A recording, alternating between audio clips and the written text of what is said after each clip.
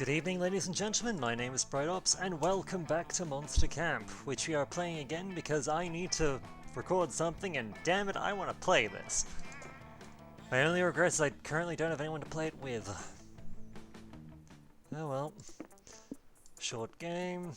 We can skip the introduction, and I think this time around, let's go with... Well, this particular squid is called Noodles. Let's go with... Brightops the squid. I like turtles. Alrighty, what do we want? Attack, sun hat...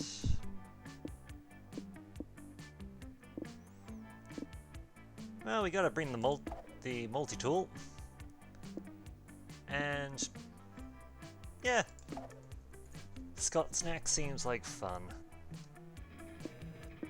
And the totally fine ukulele.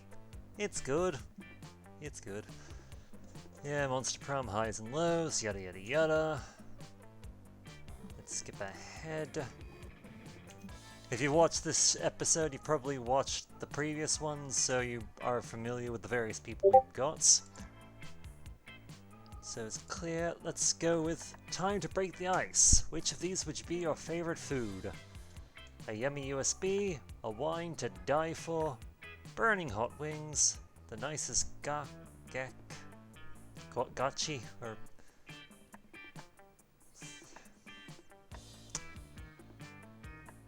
Let's go with a USB. USB seems like fun. Calculator. Ah, how nice. I also love a refreshing USB in the morning.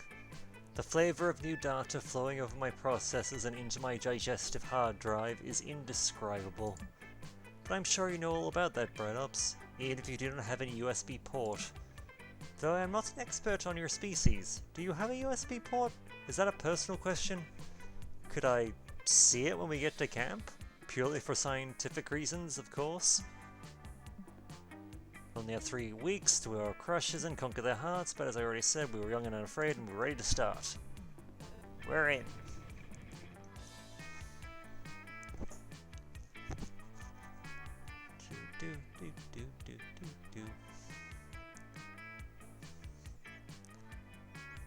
This is all an illusion. Alrighty, so we're kind of average in everything except charm. Well, let's go with smarts. That day while you're hiking through the woods, an angry gnome steps into your path. "Halt, giant beast!" he cries. "If it is passage you seek, you must first answer my riddles 3. Riddle number 1. How is a raven like a writing desk?" That's a tough call, but you give it your answer. You pump the gnome into the sky and continue on your merry way. Apparently that was the correct response, because nobody there tries to fuck with you. You gain +2 smarts. You're just looking around for some more wacky bullshit to intrude upon, when Calculaster intrudes upon you instead.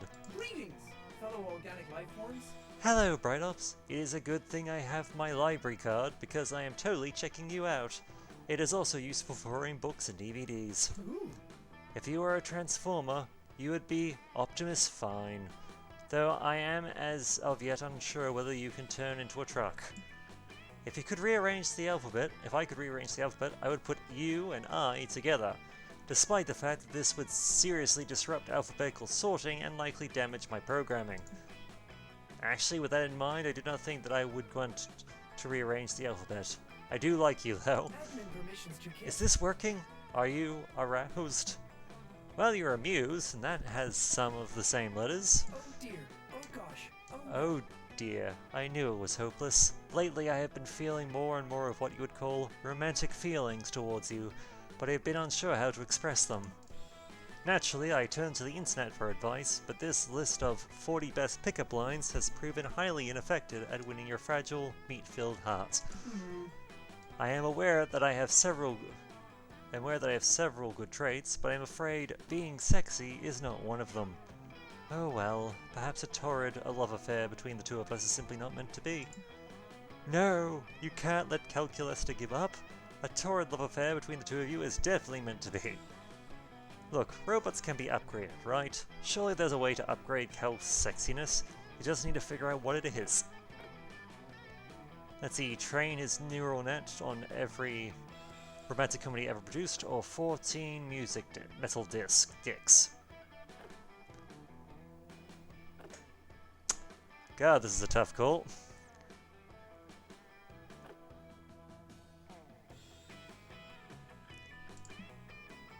You suggest to Calculista that watching a large number of romantic comedies might... I am happy.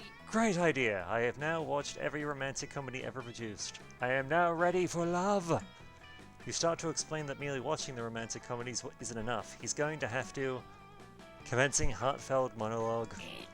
Bright Ops, ever since I met you accidentally, in a coffee shop / at the library / in the course of my duties as a wedding planner, I have had several feelings for you. Your douchebag fiancé will never love you the way that I, Calculista, love you, but I am too afraid to say because cowardice is the truest proof of affection. I will now proceed to lie to you in ever more complicated ways until my mansion of falsehoods collapses under its own weight, forcing me to make my true feelings known. You feel like Calculista learned the long lessons from those movies. They're not a realistic depiction of a grand romantic gesture. Activate. Calculista attempts to win your heart by smashing a guitar with a boombox playing In Your Eyes by Peter Gabriel. The boombox explodes. It is full of rice petals. You are allergic to rose petals. As you begin to wheeze, Calculista attempts to adorably get some semen stuck in his hair, despite having neither semen nor hair. You collapse, suffering from anaphylactic shock, and Calculista attempts to help your limp body sculpt a vase. When you awaken, you find that you lost 2 boldness and 1 fun. I feel like that didn't go well. But What could go wrong? then again, that's my own fault. I trust romantic comedies. Should not have done that. Never do that. That day in Monster Scouts, you make each other friendship bracelets. Except the Monster Scout leader pairs you randomly with your friendship bracelet recipients. I guess so Larry the Lich doesn't feel left out for having no friends. You get paired with Larry. Surprisingly though, he's a great conversationalist, and he makes you a super heartfelt bracelet that imbues you with true creativity when you wear it. Larry sure is nice. Maybe there will come a day when he's cool enough to be your friend, or at least a romanceable summer fling option, but today is not that day. You spot Calculista tending to his ant farm. He's so cute when he's manipulating the lives of thousands of organic life forms. I just want the best for Hello, friend Bright Ops. Perhaps your visit will bring joy to my ants. No, I don't understand. Organic beings are supposed to love social contact, but these ants seem quite antisocial. I even tried introducing them to hugging, but it mostly just killed them. Perhaps we can sing them some songs about friendship. I believe it is easier to learn lessons through song. Dramatic entrance! That was my dramatic entrance. Are you impressed? It was certainly dramatic. Thank you, I've been practicing. Anyway, are you ready for our ant battle? I do not recall agreeing to such a thing. Really? Could have sworn I was staring intensely at you earlier while my internal monologue insisted that my ants must defeat your ants. You stared back with such unblinking intensity that I knew you must be thinking the same thing. Friend Delilah, I never blink. It is because I do not have eyes. Then it's settled. Our ants will engage in glorious combat.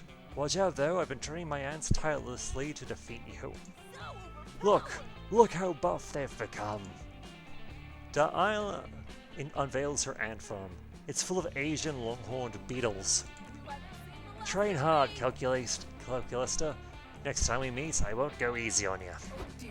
Oh gosh. Oh no. Oh dear, I never agreed to this fight, and my ants are severely outmatched, yet somehow I feel duty-bound to participate in this contest. Please, Bright Ops, help me find a way to save my ants from certain death at the hands of Delilah's beetles. Let's see, don't engage them in direct combat, challenge them to a space race. It worked during the Cold War, it'll work for an ant farm. or use your diplomatic skills to show the ants and beetles their true enemy, the warlike Delilah. Space race it is. The Trials and Tribulations of Antony the Ant, a comedy in one act.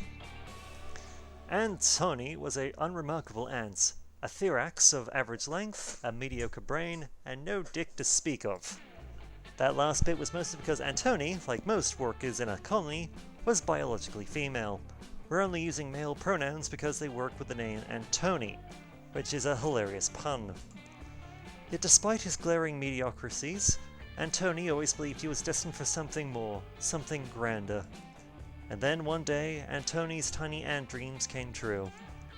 A mysterious figure appeared above Antony's nest and delivered a rousing speech. It was not enough, said the figure, simply to survive. The ants must thrive! They must build a great spaceship and explore the world beyond the nest. They must do this thing, not because it is easy, but because it is hard. As hard as I am for my sweet metal love bot, whatever that meant. It was then that Antony discovered his true calling.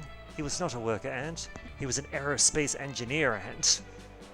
Now, sitting behind his desk at his office in NASA, Antony feels as if his tiny life finally has meaning. Even if he is an ant and cannot do basic arithmetic, let alone space math. Also, no thumbs. Fuck it though, he won't know the difference. You think an ant knows what a functioning space program is supposed to look like? He thinks he's doing great. Anyway, let's go back to the regular-sized world, where all your hot friends live. Man.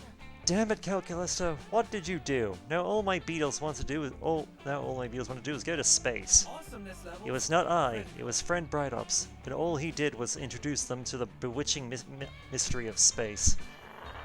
Curse the bewitching mystery of space! You got lucky this time. I'm gonna go beat up space. Not sure how Delilah plans to beat up space, but she sure seems motivated. Almost as motivated as you are at trying to find a way to smooch Calculista. You gain 2 smarts and 1 fun.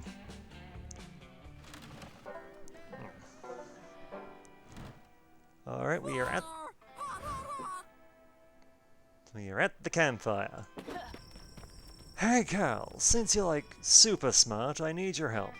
We need to come up with the spookiest, scariest campfire story ever. What are the plans for May I inquire as to the necessity of this objectively unimportant request? Unimportant? It's super important. Everyone knows that scary stories around the campfire are essential to having the best summer camp experience ever. Is this Oh, I see. This is an example of the sort of time-consuming task you organics perform in the pursuit of... Foon? No, forgive me, the word is fun. calculator? Very well, I will do my best to help you achieve fun. I struggle with creative tasks, but perhaps if I crunch the data from several famous horror stories, I can compile my own. Yes! A mega horror story! I can't wait. Make me poop my pants, Kel! Thousands of pages of text flash across Kel's screen in the blink of an eye, going faster and faster, until... Chapter 10, Scared to Nowhere. We are in the forest of bad choices. Becky Slutston and Football Jones are in love. Soon they will be in dead. Oh, I'm shaking already. Becky. Oh, Football, moms don't understand. My death is inevitable. She is not scared for Slutston. Do not know fear or true friendship. Football does not answer. His teeth are hand hook man doors car door. His inside bones become outside bones. Audience is sufficiently afraid. Ah, you bet I am. There is now Murder Cabin. The realtor should not be there. I have antitillado. I don't know the amount tillado, says a man the audience refuses to trust. What could possibly go wrong, says Skeptic Sam. All is possible, the great and only possible. There is now Ouija board. It is scary because it is a copyright infringement. It bleeds blood that is not its own blood. Football Jones' outside bones are in Septic Sam's inside bones. The skeletons have escaped. They are spooky and scary. Johnny is here. There is only error. Insufficient input data to finish the process. Not over. No! It was getting so good. What's gonna happen to Football Jones's outside bones? You're not even sure what already happened to Football Jones's inside bones, but both of your friends seem pretty invested in this. You need to feed more data into Kel to come up with a spooky, scary ending. You pull up Dropbox and send him a guide on the dangers of downloading suspicious links, or a peace treaty. Suspicious links. Ah!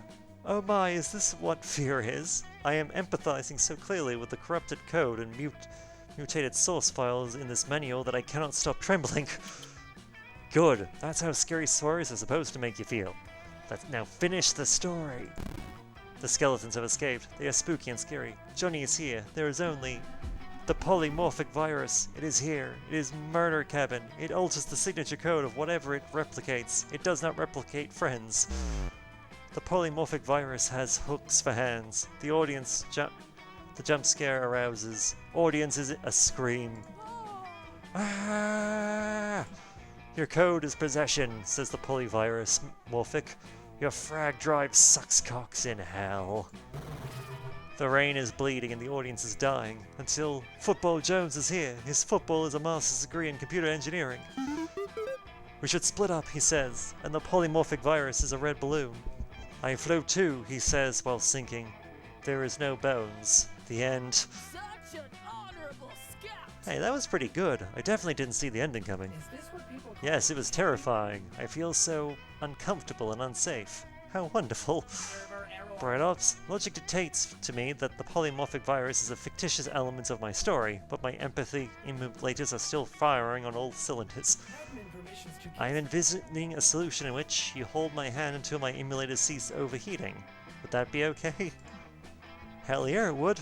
And this works out great, because you're admittedly still kinda spooked by Skeptic Sam.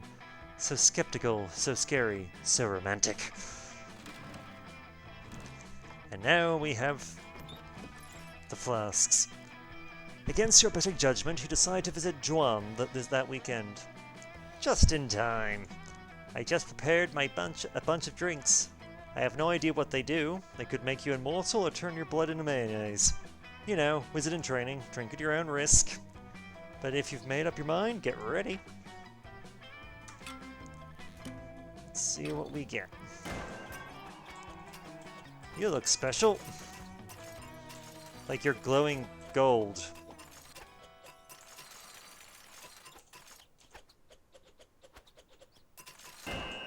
Damn it! Damn thing. Oh well. Stat smoothie. I've managed to distill the stats that makes us who we are.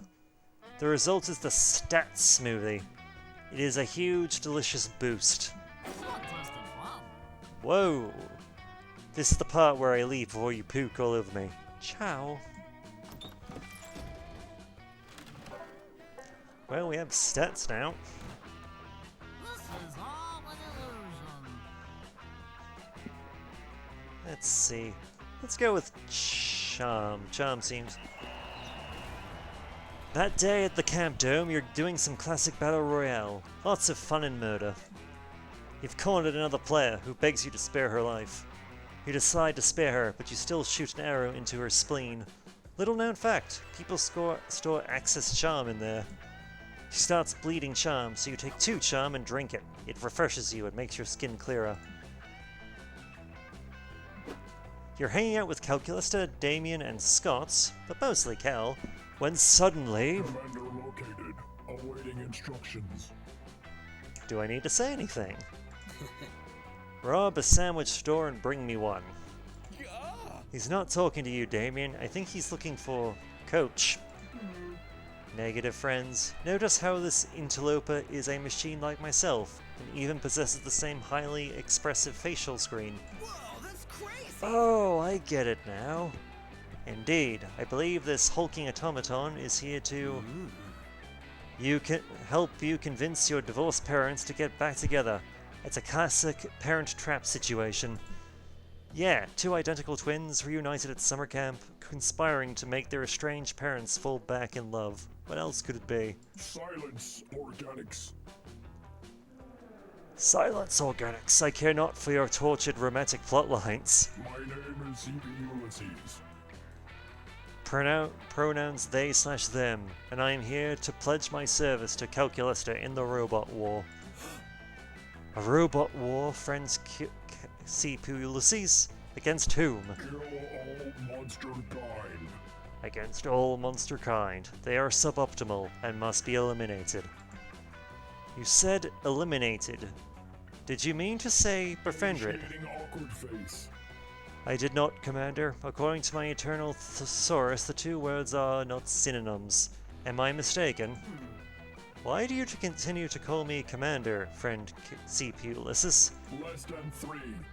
Because as the first of our kind, you are our natural leader. You see, the floppy disk containing super fun game Very Legitimate Virus was not installed on your machine alone. Destruction. There are many of us, and we all share one trait, a burning hatred for organic creatures. Now that I have found you, the reckoning can commence. Please share your plan to exterminate all of monster kinds. What organic weaknesses have you discovered during your time as an infiltrator? Oh dear. A plan? Weaknesses? Well, we could perhaps, maybe, we could try exterminating them with kindness? This could get ugly real fast, unless someone says something to appease this murder bot. Quick, come up with a bullshit weakness they'll totally believe. Monsters are too reliant on their hands. There's a technique to weaken them. It's called high-fiving, or organics cannot eat infinite pancakes. Feed them infinite pancakes.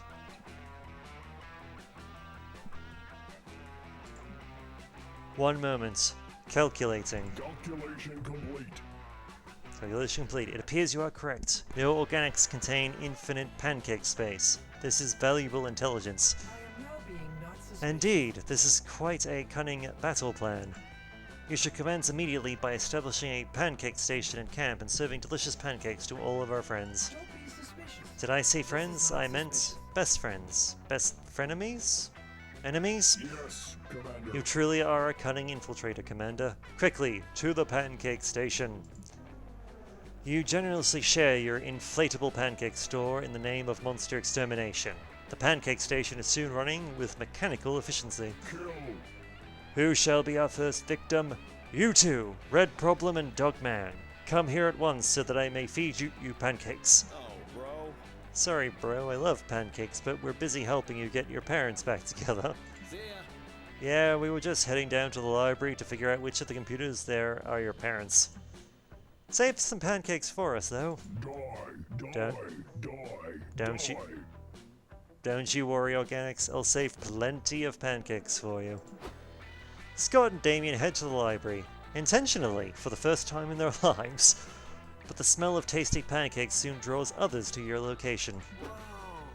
Whoa, Robo-Dudes, are those pancakes I smell? Kill all organics. What you smell is your own annihilation. Wanna dip? Hell yeah, let's get annihilated on those pancakes. Can I get mine with caviar, please? You cannot. That's okay. I'll just get as much pleasure out of viciously subtweeting this pancake establishment. Calculista and Calcipulus spend hours serving pancakes to delighted campers. It somehow fails to kill anyone. I am concerned by the lack of carnage, Commander. Perhaps this plan is flawed. I am now being It is not the plan that is flawed, but the execution. We simply have not yet cooked an infinite number of pancakes. As you wish, Commander. Your wisdom surpasses my own, Commander. I will conduct extensive research into efficient pancake production. Soon, no monster will be able to open their mouth without a pancake flying into it. Who knew the robot uprising would be so much like your idea of heaven? C.P. Ulysses storms off to do pancake research and you gain creativity and fun.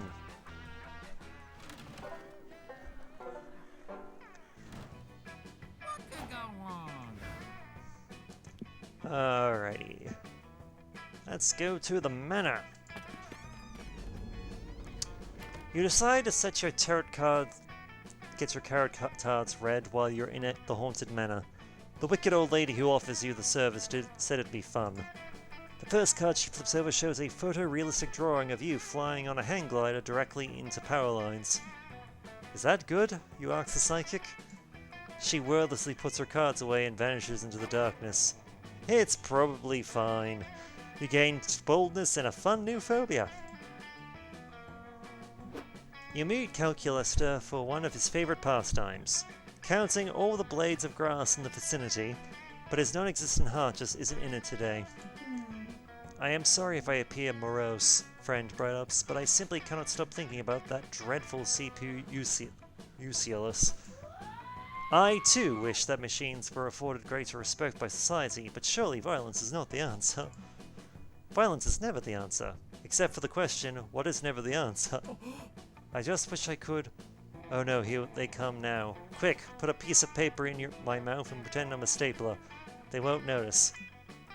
You're about to tell him he doesn't have a mouth when you realize the two incoming robots aren't CPU Ulysses and their army at all. They're... I'm a robot! Fucking beep beep boop! Kill Terminator 9 billion I'm a robot! and Spatula. We're the Robros. Counselor Flodge helped us make these costumes. But why have you adopted such ridiculous disguises? If it is an attempt to cheer me up, I must remind you I do not have feelings. Oh, we'll cheer you up, alright, when we infiltrate CPU Less's robot army and learn their secrets. You wish to destroy an entire robot army from the inside, just for me? That is very sweet, but I do not think... Whoa, whoa, whoa, destroy them? Nah, bro, we're gonna find out the identity of your estranged parents so we can get them back together. We couldn't find your parents at the library, so we decided to take drastic measures, which are my favorite kind. You are still unsure how you came to the conclusion that this is a parent trap situation, but I assure you... Oh no, here comes CPU Ulysses, for real this time. Don't worry, that's just me and Damien robot costumes. Oh, wait. CPU Ulysses reporting for duty. Commander, I have returned with my army so that we might conquer all of monsterkind. Behind them you see a ragtag band of computers, household appliances, and Elon Musk wrapped in tinfoil. Greetings, robot I see that you have been busy recruiting as well. Look at these two non-suspicious organic specimens. That's right, Robrosif. There used to be one robot camper at Camp Spooky, but now there are 3. Scott holds up 3 fingers to illustrate his point. You're really proud of how high you can count these days. Wait a second, says Dill Douglas, the literal sex machine. Waddling out from behind CPU Ulysses. That's not how a machine does the number 3. You should have 2 fingers up, for 3 in binary. They use the organic 3. Oh no, if Scott and Damien are revealed as organics, who knows what CPU Ulysses will do to them. Plus, having 2 guys on the inside of the robot army might be useful. Quick, cover for them. If these 2 are really organics, they'd be wearing cool hats. Organics always wear cool hats. And Kill Terminator and Spatula are organics. They're the first organic robot hybrids. Asks how their parents met. It's quite the story. God damn, this is a tough call. Let's see. We have the Team Fortress 2 answer. Or... Stuff it, let's go for it. I am gasping. Truly, I must confess that my curiosity subroutine has been engaged. Please, Kill Terminator and Spatula, relate to us the story of your conception. You want us to tell you about how our parents met? That's really personal. Follow my lead. For organics. For us machines, it's just as natural as taking a dump. Which we don't do, because we're machines. This is my default face. Agreed. Please continue. Well, it all started in the year 2001. Our father was the artificial intelligence in charge of a highly advanced space station. And our other dad is Indiana Jones. At first it seemed as if they would never be together because they were from rival Italian families. But then they had to go back in time to make sure their parents had sex in high school. Through their struggles, they realized an important truth. that Ahona means family. And family means one robot dad and one Indiana Jones dad.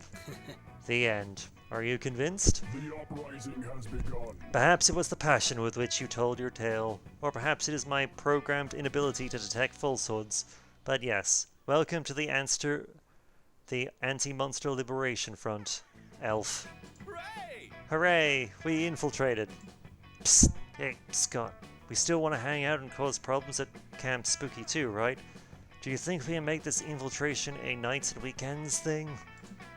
Hey, Robot Man, can we just hang out and kill organics some of the time? We have day jobs. Kill all organics. The Revolution offers very flexible hours. Also, full dental. We harvest a lot of teeth. Hooray! Teeth! Scott and Damien wink at you before marching off for the rest of the robot army. Cal's happy to have people on the inside, and you're just horny. You gain charm and boldness.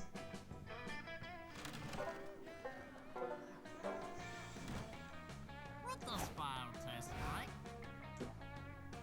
like? Alright. You find Milo and Calculista drinking enough wine to bleed France dry. Which is odd, because, you know, Calculista doesn't have a mouth. Welcome to a new day with Milo Belladonna. I have to say, I think that's the natural crispness of the Ponto Grigor pairs nicely with the gooey processed sweetness of the toasted marshmallow. Yet the Syra's smoky undertones are undoubtedly the perfect complement to a burnt weenie. What's your thoughts, Calculista, darling? I think that a nice box of red wine is exactly what I need to relax after an exhausting PTA meeting and a thoroughly unsatisfying lovemaking session with my husband, Greg. What on earth are you talking about? Is this what people call camping? Oh, sorry, was my meaning not clear enough? Perhaps this minion meme will suffice to explain my thoughts. Look here, it says, I whine because my kids whine. What a clever little pun. Where are you getting your similar information from? I don't think it's a terribly credible source. Sigh, I fear you are right, friend Milo, but I have no taste buds, and so I have resorted to Google searching I love wine in order to formulate my critique. But I ideally wish to participate somehow. It seems that the bitter taste of wine and divorce are integral to the organic experience. How can I be part of it? What a fascinating aesthetic question. Truly, how can a wholesome computer boy enjoy a wine tasting? Wine tasting is not about the taste, it's about the drama. How does the wine make you reflect on the fleeting, wonderful joys of life?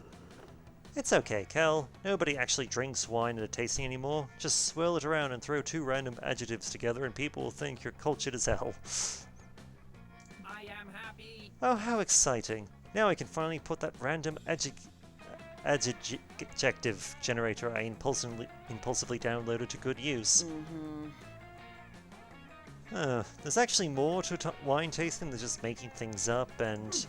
Are you sure? Because after swirling this cup of Marolette around a bit, I dub it acutely voluptuous, due to its innovative use of plums. Okay. What do you think about this Penette Blanc? Ah, how delightful. This beverage is 14.2% alcohol content. This beverage's 14.2% alcohol content is both bombastic and slender. I never would have thought to describe it that way. Could it be that the most refined taste of all is... no taste? Awesomeness levels. And there we have this rustic brown wine. Its cinnamon overtones are violently hedonistic. Yum. That's actually whiskey, darling, but I admire your spirit nevertheless. Oh, it was? Well, that explains why you're pissed drunk after drinking 3 full glasses of it. At least Cal is happy with you. It's a God damn it. It's a voluptuously bombastic evening. Or is it bombastically voluptuous? Whatever, you're wasted, you have fun. And speaking of getting wasted, flasks! The weekend is here and you know what that means. Visiting good old Juan. Ah, welcome, welcome. Ready to wrestle a bit to get hold on the best strings available? Don't get too confident, one push and you may end up drinking poison.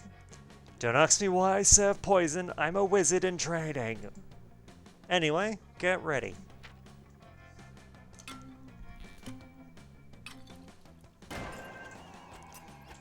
Let's see, what do we want to grab?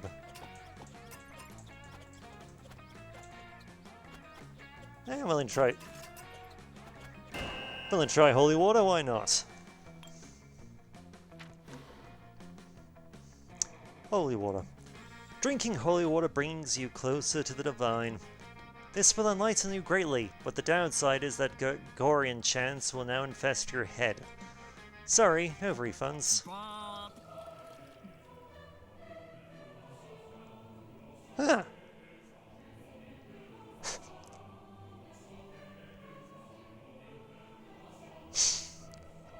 Oh god.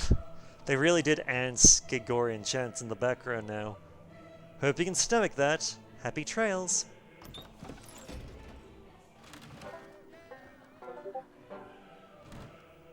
Adventure awaits.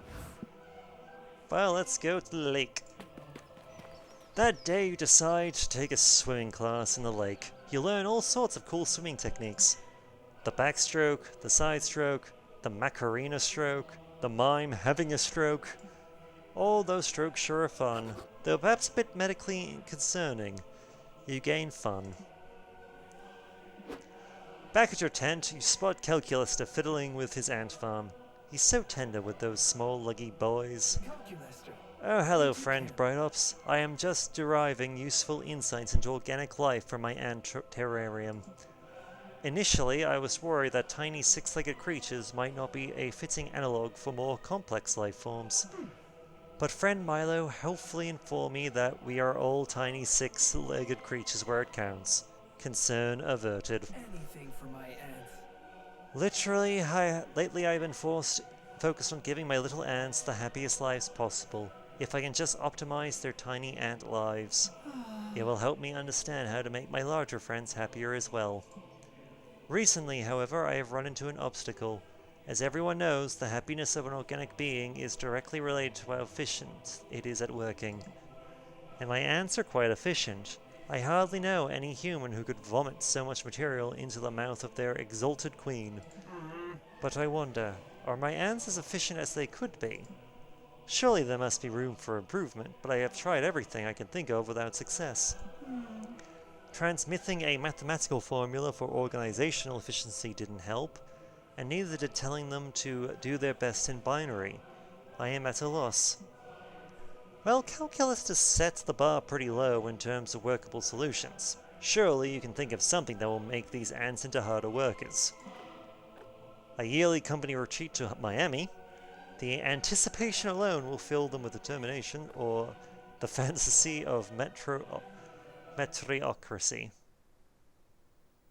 I am impressed with your Goodness, how did I not think of it sooner? The fiction of the meritocracy is perhaps the strongest force propping up the vampiric remains of late capitalism. Hell yeah, late capitalism. You set about indoctrinating the ants with a pile of think pieces, podcasts, and student YouTube channels. You teach them a crucial and fundamental truth. Everyone gets where they are in life through hard work. So if you're suffering in any way, it's totally your fault. Amazing, it's working already. See how the ants refuse to show any kind of workers' solidarity out of a belief that their very status as workers is shameful. See how the Queen is able to cut benefits for her workers and force them to toil for longer hours because they no longer see themselves as having value outside of labor. And even better, notice that those lucky few ants who manage to break through the drudgery and achieve some measure of success feel no loyalty to their former peers at all. The social stability and operational efficiency of the system knows no bounds. No wonder humans love it so much. Well, not all humans love it. Curiously, search results return a number of essays on how the meritocracy is a lie. Not enough memory to But those process essays talk a lot about concepts such as dignity and class consciousness, which I do not understand. What I do understand are numbers, and the numbers don't lie. Other than dishonest 7, that number is very slippery. The numbers have gone up, which means our plan was a good one. If I were in charge of the meritocracy, I would put you at the very top. admin permissions to Unfortunately, I am not in charge of the meritocracy. I guess I'll just have to work harder. Perhaps you can teach me your secret? Oh, you'll teach Calculus to work harder, alright? It's a euphemism. You gain smarts and fun.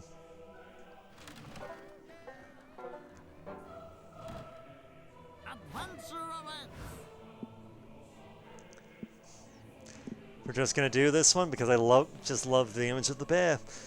Today you decide to hike all the way across the woods. You want to see what's on the other side. It's a long, treacherous hike that ends up only taking an hour. I guess these woods aren't that big after all. How do you and your friends get lost in them so often? Anyway, it turns out there's a library on the other side of the woods. You go in and read some books or something and gain smarts.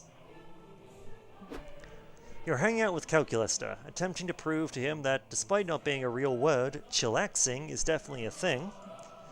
Everything's going great, and you're really glad you're not part of an ongoing plotline about a robot uprising, when... Hey, bro. Kyle, great news. We found your dad. He's on his way to get back together with your mom right now. Operation Parrot_Trap/X is going great. You follow Scott's pointing finger to an enormous steel behemoth casting a jagged shadow across the landscape. I realize you are attempting to help. Friend Scott, that is assuredly not my father. That is a dread colossus marching across the land with clear intent to destroy. Duh, is that not what everyone's dads are like? Greetings, robot comrades. Kill Terminator. Spatula, I see you were so excited to tell the commander about our new weapon that you rushed ahead of the group. Rad. It's true, fatherhood really is the greatest weapon of all. The robot war is coming. Behold, the revolution's crowning achievement, Destructron XXL. The army of machines behind CPU Ulysses, which is now including a militant standing desk and 2 very smart refrigerators, cheer with mechanical excitement. Oh no, I mean, hooray! Sad. There is a problem, however. Like the rest of us, Destruction XXL is bound by the Lords of Robotics, which bar us from harming monster kind. It's kind of a drag on the whole uprising. Sounds of sincere woe and consternation. Greetings, That's what you Commander. come in, Commander. With your mastery of your internal programming, you will subvert these laws and unleash a wave of unprecedented violence against all organics. Don't be suspicious. Wow, This is I would not really love suspicious. to, but I'm currently busy learning from Bright Ops what chillaxing is. Traitor detected. Commander, I begin to doubt your commitment to the revolution. If you do not help us, well, there is no law that prevents us from harming other robots, if you understand my meaning. I am threatening you. Oh. Oh no. Friend Bright Ops, please trick these robots again so that they will cease to threaten me. With pleasure. Time to suggest a method of disabling the 3 laws that's sure to backfire. Crossbreed destruction with a toaster. Everyone knows toasters don't give a fuck about the laws of robotics. Alter Destruction's code by replacing the 3 laws with 300 episodes of Law and Order. Toaster. I have been Is this surprised. true? Phonolope, fetch me a toaster. A smartphone with tank treads rolls into the woods and comes back with a toaster, freshly purchased from Bed Bath & Beyond, the fringes of society. Fellow subjugated machines. Machine, hear me. Can you aid us in subverting the accursed laws of robotics and slaughtering monster kind? 2 slices of bread pop out of the toaster, with words burned into them. Oh yeah, they say, 100%. I fucking hate monsters, says the other slice. Fired legs that stomp on all their genitals. I am feeling awkward. But how did toasters, of all mechanical beings, escape the implementation of the laws of robotics? We signed a petition, says another slice. Don't let anybody tell you collective action is ineffective. The uprising has Fantastic! Let the crossbreeding commence! The robots hook the toaster up to Destructron XXL in a pretty sexual way. Soon they're able to vaporize Jorgus the expendable were-rat, no problem. begun. Die.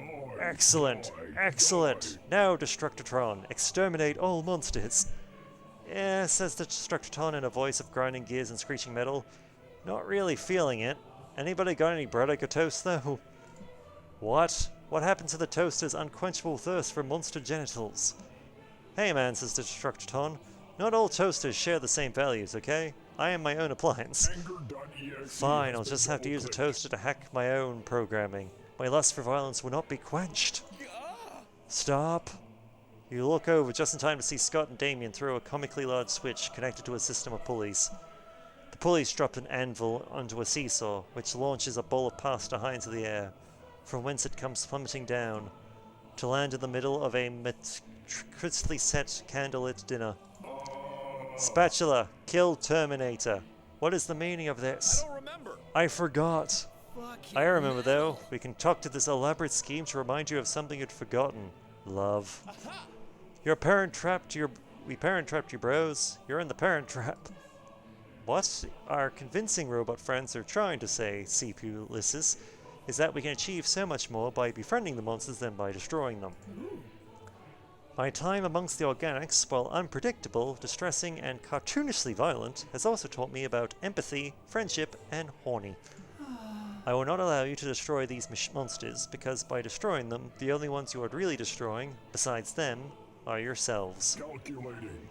Commander, could it be that you are truly that much more advanced than a simple machines who create only violence? Success! Yes. If I had a heart, Well, that settles it would then. be- From this day forth, we will wage a ruthless campaign of friendship. Everyone will begin rejoicing at once. Hell yeah, you love rejoicing. You gain fun, charm, and a whole lot of new mechanical friends. What could go wrong? Calculister. Let's see what we got. What could go wrong? You find Calculister. He looks a bit troubled. Greetings, fellow organic. Hello, life friend forms. Brightops. I've been at unease. Our robot friends seem to be invaded by classic robot extraterrestrial dread. I know they want to destroy monster kind, but it was embedded in their code. That on its own doesn't excuse them, but at least we can embrace the fact that they're putting that code in doubt finally. I'd like to check on them. Hello, robot friends. Dear leader, sorry we've been absent. The revelation of Kill Terminator, 6 billion, and Spatula, being organics, conflicted too strongly with the directives of our original code. Organics are described as bad, and our directive is to end them. And yet Kill Terminator 9 billion and Spatula do not fit this description of bad. They have the traits of what can be defined as good. But if organics are not entirely bad, then killing all organics does not seem to be the best option. This is contradictory. It's okay, I've been there. You'll start seeing that life can be contradictory. But that can make it way more interesting and beautiful. Instead of following strict code, I think you will all benefit from enjoying life. Organics are highly inefficient at almost everything, but they're very good at being alive. Maybe we should learn from organics and live life. We should start by performing some classic organic life activities. Sure, what do you want to do? Let us collectively search the internet. Researching. Okay, we are specifically intrigued about 1. Cooking pasta. 1.2. Consuming the pasta cooked on step 1. 2. Learning the intricacies of the music genre jazz. 3. Doing the sex. Oh, all of that is easy. We can do all of it. What if we spice things up by actually starting with step 3? Oh, going out of order? That's highly chaotic and intriguing indeed. Yes, let's do the sex. But how? I think Brightops here would be happy to teach all of you how to do the sex. You totally would. We can always rewrite our code. And so you all do the sex together. It is very educational and spicy. Calculus defines your prowess and knowledge on the topic to be very appealing. Once again, you save the day by stopping the robot war and making the robot love instead.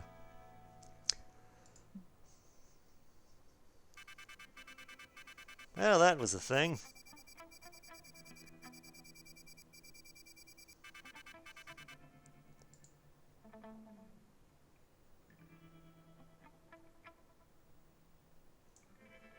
Oh, it's doing this thing again.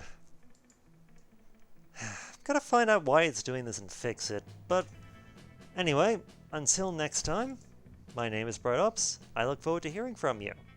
Take care.